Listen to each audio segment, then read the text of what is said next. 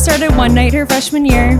She accidentally left her raincoat at a party, and even though she didn't know it at the time, it would be her future husband to return it safely. To a long life together filled with happiness, adventure, and lots of new memories. Now let's go make some memories.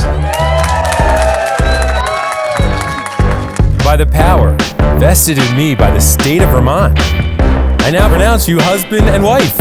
Tamron, may kiss the bride.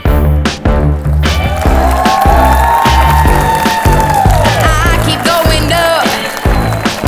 I'm climbing to the top. I'm high on a feeling, oh yeah, and I'm not going down, down, down, down. Ladies and gentlemen, we've always known them as Cam and Jacqui.